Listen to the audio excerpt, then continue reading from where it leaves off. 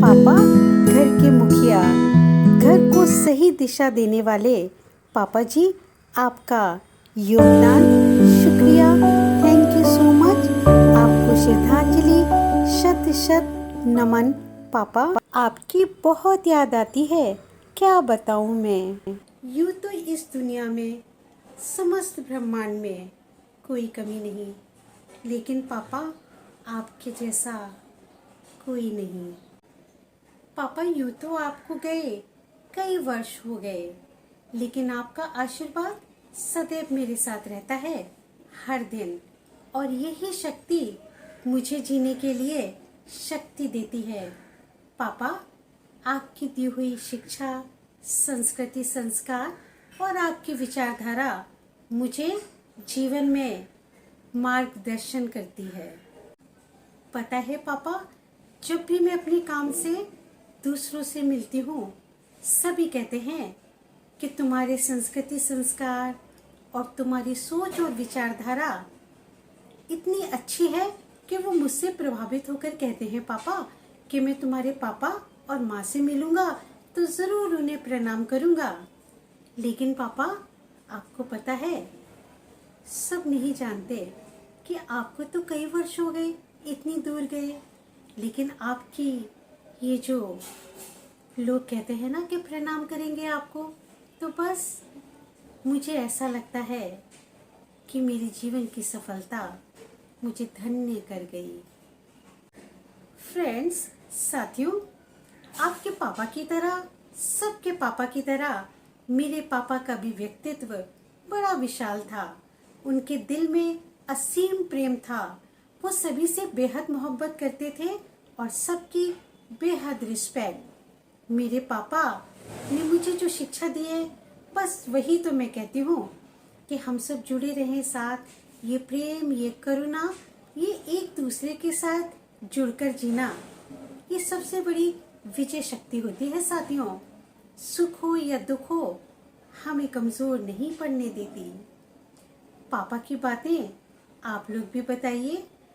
जैसे आपके पापा, सबके पापा अपने बच्चों की हर खुशियाँ पूरी करते हैं, और मेरे पापा भी बिल्कुल वैसे ही थे। जो चाहिए वो बिन मांगे मिल जाता था। वैसे हम छोटे बच्चों की चाहतें भी तो छोटी छोटी होती हैं, कभी पेस्ट्री तो चॉकलेट या स्वीट्स या आइसक्रीम तक। पापा हमें अच्छी अच्छी वो कॉमिक्स पढ़ने के लिए लाते थे, जिससे उन्हें लगता था कि हमें अच्छा लेसन मिलेगा। पापा रात को कितनी भी देर हो जाए, जब हम जिद करते थे कि हमें गुलाब जामुन खाने हैं या कोई भी ऐसी चीज़ जो खाना खाने के बाद मन करती थी, पापा रात में ला कर देते थे हजरतगंज से। लखनऊ में हजरतगंज आप लोगों को पता ही होगा ना दोस्तों। ऐसी ना जाने कितनी बातें हैं जो मैं अपने पापा की आप लोगों के साथ शेयर करना चाहती हूँ। जैसे जैसे हम बातें करेंगे, हमारे जीवन की बातें होंगी, और मैं बहुत सारी चर्चाएं आपसे शेयर करूँगी जो मेरे जीवन से जुड़ी हैं। अब आप लोग बताइए फ्रेंड्स, अपने बचपन के बारे में, पापा के बारे में मैं सुनना चाहती हूँ। कमेंट्स करके लिखिएगा ज़रूर। मैंने पापा से बहुत कुछ सीखा, आप लोगों की तरह मैंने भी। मेरे पापा हमको हमेशा यही कहते थे, अच्छी एजुकेशन और बहुत ज़्यादा ज़रूरी है एक अच्छा इंसान बनना। दोस्तों, मैं अक्सर यही सोचती हूँ, जो आज आवश्यकता है किसी की भी, उस पर हमें गौर करना चाहिए, हमें सोचना और समझना चाहिए और उसका साथ देना चाहिए। मैंने कभी अपने कल के बारे में नहीं सोचा, हमेशा अपने साथ के लोगों की आज के बारे में। मैंने अपने पापा से बहुत कुछ सीखा। पता है, एक बार की बात आपको बताती हूँ। पापा लखनऊ में, आप अमीनाबाद तो जानते होंगे ना, अमीनाबाद मार्केट, वहीं पर उनको कुछ काम था तो वो वहाँ गए। रास्ते में उनकी गाड़ी खराब हो गई तो उन्होंने ड्राइवर से कहा गाड़ी ठीक करा लो। और मैं वहाँ, आपको पता है ना, हाथ से चलाने वाले रिक्शे होते हैं, और पापा उस रिक्शे से अपने घर वापस आने के लिए घर तक पहुँच गए। जब उन्होंने उसको पैसे दिए तो उन्होंने देखा कि उसके पैरों में छाले पड़े हैं। पापा ने कहा तुम शूज़ या चप्पल, स्लीपर कुछ क्यों नहीं पहनते? देखो ये जख्म और गहरा हो जाएगा। तो फ्रेंड्स, उस रिक्शे वाले ने पापा को बताया कि वो आर्थिक तंगी में है, बच्चों का खाना पीना और बहुत सारे जीवन के संघर्ष वो नहीं खरीद सकता। तो पापा ने उसे तुरंत ही अपने वो महंगे वाले शूज़ पहनने के लिए दे दिए और घर के बाहर से घर के अंदर तक बिना किसी स्लीपर के नंगे पैर ही आ गए। मेरे पापा बहुत दयालु थे दोस्तों, और यही भावना मैं अपने जीवन में आखिरी सांसों तक रखना चाहती हूँ, क्योंकि हमारा मानव का जन्म है, हमारे पास एक जिंदा दिल है, उसमें प्रेम और दया होना बेहद ज़रूरी है ना फ्रेंड्स? आप लोग भी तो यही सोचते होंगे, आप लोगों ने भी यही तो शिक्षा ली होगी अपने टीचर्स से, पापा से, इस समाज से। फ्रेंड्स, एक बार की मैं आपको बात बताती हूँ। पापा ऑल इंडिया में ट्रेवल करते थे, तो बॉम्बे भी उनका आना जाना था। तो उसी दौरान ड्यूटी पर वो बॉम्बे आए। उनकी क्रॉफिट मार्केट है यहाँ बॉम्बे में, वहाँ पे कुछ फ्रेंड्स थे।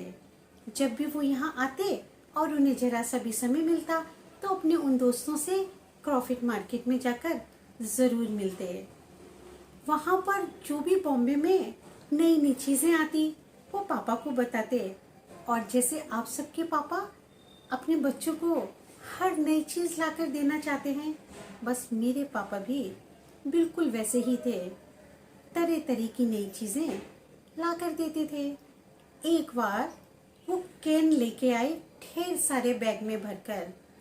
कैन आप समझ रहे हैं ना, जो पेप्सी के, फैंटा के और जो कोल्ड ड्रिंक के आजकल तो बहुत आते हैं। जब मैं बहुत छोटी थी तो उन दिनों हमने पहली बार देखा कि ये कोक के, ये कोल्ड ड्रिंक के कैन। तो मैं इतनी छोटी थी दोस्तों, फर्स्ट टाइम देखा, मैं तो ओपन ही नहीं कर पाई थी। बचपन में वो कोक, वो फैंटा के कैन, अब तो ये बहुत आम बात हो गई है। मेरा कहना है पापा हर नई चीज़, हर पापा की तरह मेरे लिए, बच्चों के लिए पूरा करते थे। साथ ही साथ एक बात और, पापा अपने भाइयों को और उनके बच्चों को बेहद प्यार करते थे, और पापा के भाई और उनके बच्चे भी पापा के लिए जान छिड़कते थे। आज भी जो लोग इस दुनिया में हैं वो पापा को मिस करते हैं। आज मैं अपने पापा को श्रद्धांजलि देते देते आप लोगों को एक बात और बताना चाहती हूँ। फ्रेंड्स, पापा ने हमें एजुकेशन देने के लिए बहुत मेहनत की। मेरी आदत थी रात रात भर जाग कर पढ़ना, और पापा कहते थे सुबह 5 बजे पढ़ो, और मैं रात में पढ़ती थी। तो जब भी पापा वहाँ होते, उन्हें समय मिलता जब वो घर में होते थे, तो वो भी हमारे साथ आधी आधी रात तक जागते थे और हमारे नोट्स चेक करते थे कि कहीं कुछ रह ना जाए। आपको पता है ना, एग्ज़ाम के टाइम 2-3 महीने पहले हम बहुत जोर शोर से मेहनत करते थे। तो पापा कहते थे इम्पॉर्टेंट क्वेश्चन आंसर के चक्कर में बिल्कुल मत पढ़ो। पूरी बुक्स में जो हमें लिखा है, बताया है, उसकी नॉलेज होना, उसे अच्छी तरह पढ़ना ज़रूरी है। सिर्फ ये एग्ज़ाम्स के लिए नहीं, ये जीवन भर तुम्हारे काम आएगा। ये तुम्हें स्ट्रॉन्ग बनाएगा अपनी लाइफ में। एजुकेशन की वैल्यू पापा ने हम सबको सिखाई। जब मैं बहुत छोटी थी फ्रेंड्स, उन दिनों बुक्स आती थी जनरल नॉलेज की, एक कंपटीशन सक्सेस भी होती थी, और एक हिंदी की बुक आती थी प्रतियोगिता दर्पण। मुझे नहीं पता आजकल लेकिन आजकल भी आती होगी। पापा हमारे लिए लाते और हर बार हर बुक का एडिशन हमें पढ़ने के लिए कहते, वो क्वेश्चन पूछते और हम आंसर बताते। कभी कभी ऐसा होता था कि हमने वो बुक पढ़ी नहीं, पापा ने पूछा तो हम बहाना बनाते थे। पापा समझ जाते थे कि अभी पढ़ा नहीं, तो पापा हमें रिमाइंडर कराते और फिर हम पापा का कहना मानते। शिक्षा इतनी ज़्यादा ज़रूरी है हम सभी के लिए। मैं भी अपने दिल से कहना चाहूँगी, ये जो ज्ञान होता है ये बांटने से भी ख़त्म नहीं होता। ये हमारे जीवन के हर लम्हों में हमें मार्गदर्शन करता है। एजुकेशन हमारे जीवन की गाइडलाइन होती है फ्रेंड्स। बिना गुड बाय किए पापा एक अनजान सी दुनिया की जर्नी के लिए निकल गए। तो कुछ दिनों के बाद कुछ ऐसे लोग आए, ढेर सारे, जिन्हें हम लोग नहीं जानते थे। उन्होंने पापा के बारे में पूछा तो हमारे घर में एक बहुत बड़ी सी वॉल पे पापा की फोटो लगी थी और उस पर माला थी। तो मेरी बड़ी सिस्टर ने कहा, आप उनसे मिलना चाहते हैं तो ये लो, मिल लो अपने साहब से। इतना सुनते ही वो लोग बहुत जोर जोर से रोने लगे। उन्होंने रोते रोते हमें बताया कि पापा उनके भोजन और कपड़ों की व्यवस्था करते थे, तो साहब बहुत दिन से नहीं आए, तो हम उन्हें ढूंढने निकले। ना जाने ऐसे कितने किस्से हैं पापा के। अब क्या क्या बताएं हम आपको। हाँ, एक बात जरूर मैं शेयर करना ज़रूरी समझ रही हूँ। पापा सबके दिलों को जीत लेते थे, क्योंकि उनका मानना था किसी भी बेटी, किसी भी महिला या कोई भी पुरुष हमारे अपने भाई बहन से कम नहीं, उनसे बढ़कर हैं। तो बस पापा का यही लाड़ दुलार, सबको खाना पीना खिलाना, और किसी को कोई चीज़ पसंद आ जाए तो वो अपनी चीज़ उसे झटपट दे देते थे। पापा कहते थे कर्म प्रधान होना हमारा मानव का जीवन का ये अर्थ है। फ्रेंड्स, पापा अपने दोस्तों के लिए भी एक पिलर की तरह थे, एक स्ट्रॉन्ग पिलर की तरह उन्होंने सपोर्ट किया किसी अजनबी अनजान सी दुनिया के सफ़र में। तो पापा की अंतिम जर्नी में ढेर सारे माँ के भाई बने थे, पापा के भाई बने थे, पहचान वाले लखनऊ शहर के, कानपुर के, आसपास के, और कुछ हिंदुस्तान के इधर उधर कोने कोने से। जो लोग आए थे उन्होंने पापा को ढेर सारी शॉल अंतिम सफ़र में उनके ऊपर।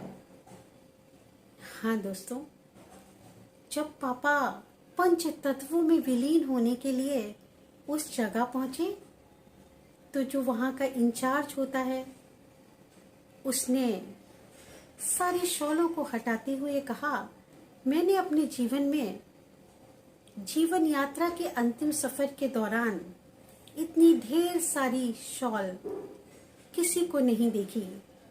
क्या ये कहीं के राजा थे?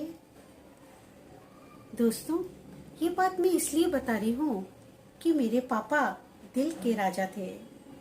प्रेम था उनके दिल में, करुणा थी, और किसी का दिल नहीं दुखाते थे। बस यही कारण था कि वो प्रेम के राजा थे, दया के, अपनेपन के। वही भाव मैंने भी सीखे हैं और मैं चाहती हूँ आप लोग मुझसे जुड़े रहें, और मेरा वादा तो मेरी आखिरी सांसों तक आपके साथ जुड़ा रहने का है।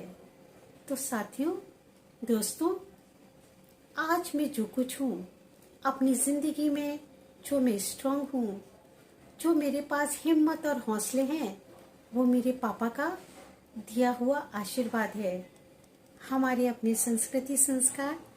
थैंक यू पापा, थैंक यू सो मच पापा। फ्रेंड्स, मैं आपको बता रही थी कि जब पापा का वो लास्ट समय था, जब हमने उन्हें आखिरी बार देखा था। पापा, हम अगले जन्म में फिर मिलेंगे। लव यू पापा। पापा, लव यू। तो फ्रेंड्स, दोस्तों, साथियों, आज आप अपनी दोस्त साथी पायुषा को इजाज़त दीजिए। पापा की लाडली बेटी और पापा की जान से भी प्यारी पापा की परी को इजाज़त दीजिए। हम कल फिर मिलेंगे, ढेर सारी बातें करेंगे, कुछ चाय कुछ कॉफ़ी के साथ। Bye bye. Love you India, love you everyone. Friends, आज पापा को श्रद्धांजलि देते देते, श्रद्धा पूर्वक उन्हें नमन करते करते मैं अपने पापा से कहना चाहती हूँ, थैंक यू सो मच पापा।